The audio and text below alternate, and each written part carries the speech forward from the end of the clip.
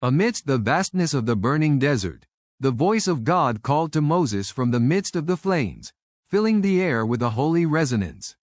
"I have seen the affliction of my people in Egypt," God proclaimed, "and I have heard their cries." The weight of liberation rested heavily on Moses, a shepherd turned prophet. His heart trembled with fear, yet within him stirred an unyielding resolve as he accepted God's commission to confront Pharaoh, the oppressive ruler of Egypt. Such divine encounters are rare, yet through them, the path to redemption was unfolding, a revelation that would ripple through the ages. Moses returned to Egypt with his brother Aaron by his side, voices firm yet vulnerable, trembling yet filled with divine purpose. As they entered Pharaoh's grand court, adorned in royal splendor, the atmosphere crackled with tension.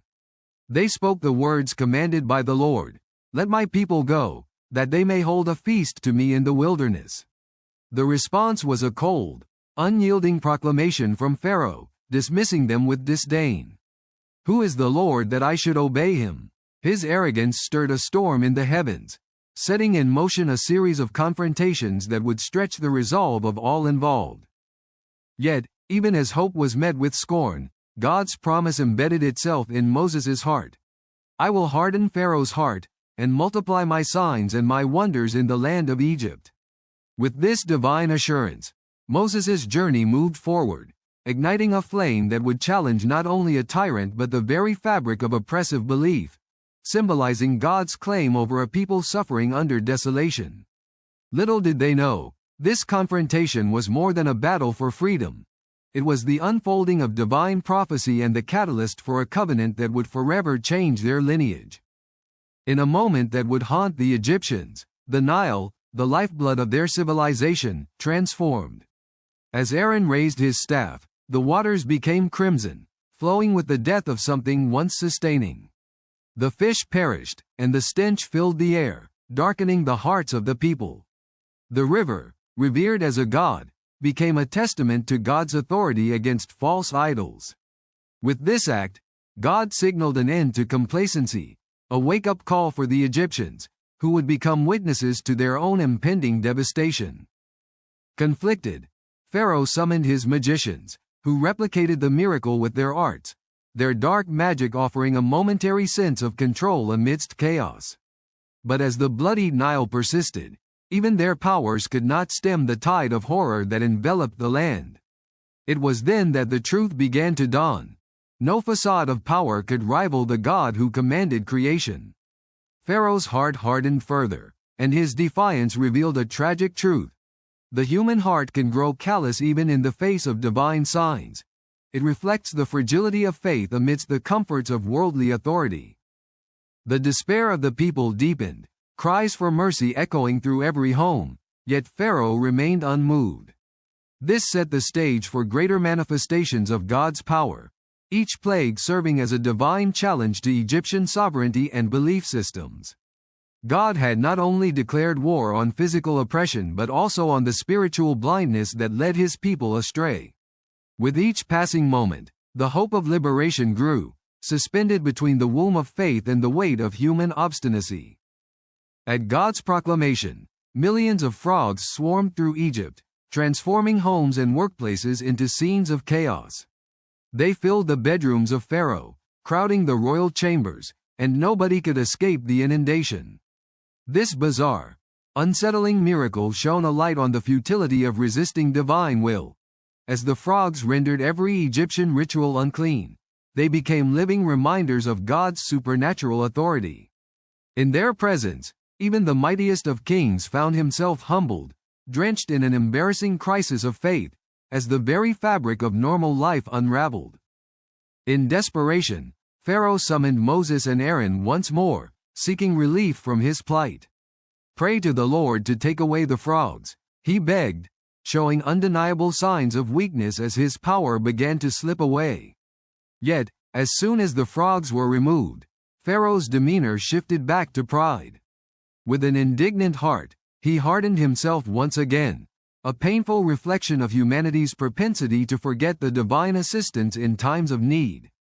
In this moment, God's patience would be tested, highlighting the profound contrast between human frailty and divine steadfastness. The plagues continued to overflow with lessons it's easy to overlook in ourselves. Not simply the disgrace of an arrogant ruler, but the danger of retreating into the comfort of disobedience.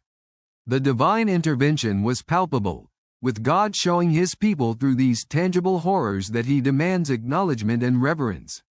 Each miracle stripped away layers of denial, beckoning the Egyptians to turn back towards the one who had created them as a people, urging them to embrace the journey of liberation even as they resisted his presence. As dust of the earth was struck by Moses' staff, the land erupted with swarming gnats, a moment that left Egyptian sorcerers in disbelief. No earthly magic could conjure away this plague. Their powers failed them. "This is the finger of God," they proclaimed, suddenly aware of a force they could neither control nor understand. It was a revelation that should have stirred Pharaoh to humility. Yet, amid their plight, his heart remained unmoved, revealing a tragic truth. The heart is capable of enduring great weight without yielding to divine truth. The gnats invaded the very essence of life, crawling upon every man, woman, and beast. Their incessant buzz became a hymn to divine authority. God drew a line that they could not cross, unveiling his dominion over creation. The gnats were not just a nuisance. They served as an embodiment of God's relentless pursuit for his people. Yet Pharaoh, in his arrogance, continued to resist. The God of the Hebrews became a dreaded specter rather than a guiding voice for his heart. With each successive plague, the stakes escalated beyond mere physical suffering. The gnats portrayed a pivotal turning point, revealing the fleeting nature of human power, the ephemeral pleasure derived from disobedience.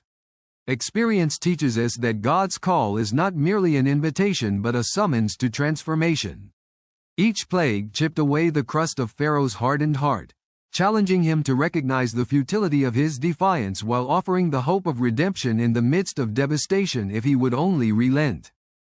The tension loomed heavy in the air as the cattle of Egypt fell to a severe plague, a searing testament to God's omnipotent rule over creation and commerce, stripping away both sustenance and economic stability. As livestock succumbed to disease, despair spread through the land, revealing the hollow nature of Pharaoh's strength. Cattle were not merely livestock. They symbolized wealth, power, and self-reliance. Each fallen beast resonated with a crushing doubt within Pharaoh's heart, provoking him to reevaluate his stance against the God of Israel deeply, yet still rebellion shimmered in his eyes. With a divine decree, the lessons deepened as boils broke forth upon man and beast, racking the bodies of Egyptians with painful sores. Amidst their cries, they were brought low, raw and exposed before the indisputable authority of God. This was more than punishment, it was a divine invitation to repentance. As they faced the pain of suffering, they were forced to confront their own hubris and the fragility of their lives. Each blister and sore became a symbol of their resistance to the light of the Almighty, a reminder that the path to healing necessitated acknowledgement of wrongdoing. Throughout this dark passage, the unyielding spirit of Moses and Aaron shone bright in opposition to the despair engulfing Egypt. With every plague, a truth emerged that resonated through the ages. Divine patience does not equate to divine approval. God's overwhelming love yearned for their return. Yet, Pharaoh's heart grew ever harder, a cautionary tale for every generation that encounters the Almighty. The plagues were a vivid canvas painted with both justice and mercy, illustrating God's relentless pursuit of reconciliation even amidst the darkest resistance, echoing a timeless truth. The heart can only be hardened by its refusal to embrace the light.